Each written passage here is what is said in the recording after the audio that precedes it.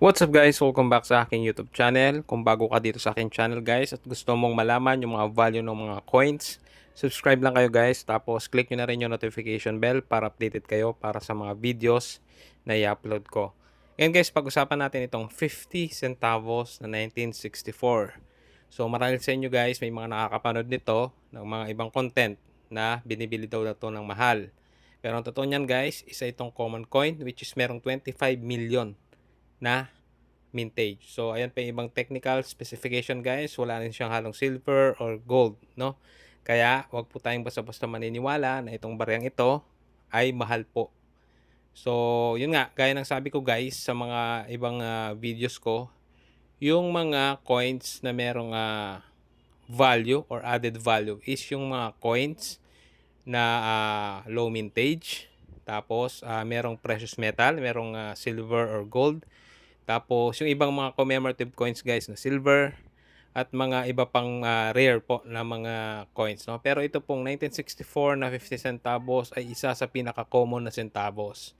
So, mostly po ng mga 1945 pataas na mga centavos is mga common coins na po yan. So, kung may mga mapapanood po kayo ng mga videos tungkol dito na nagsasabi na milyon po ang halaga nito or kahit 100 po ang halaga nito, ay wag pong basta maniwala. Minsan po nagkakaroon ito ng value pagka mga uncirculated condition.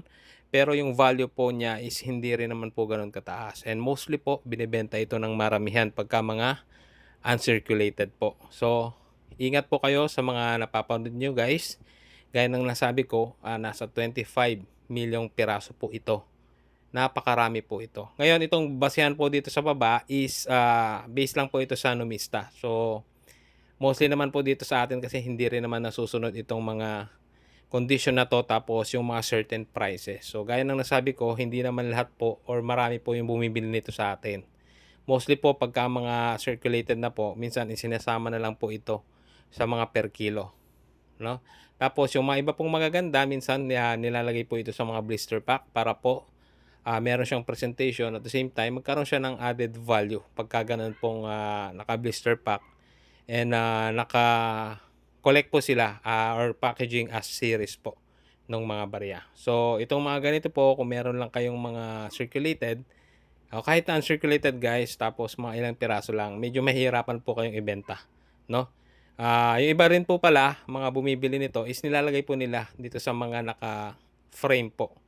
So, pinag-iipon-ipon po nila yung magagandang kondisyon, tapos yung mga iba-ibang series ng mga barya, nilalagay po nila sa ganitong frame para maging kumbaga meron po siyang presentation, no? Kaya doon lang din siya nagkakaroon ng value. Pero kung tutuusin guys, value na po 'yon ng lahat ng coins. Pero meron pa rin naman bumibili pero hindi lang po ganoon karami. At the same time, hindi rin naman kasi ganoon kalaki yung value nito, no? So yung mga bumibili, yung mga gumagawa po nitong mga ganito.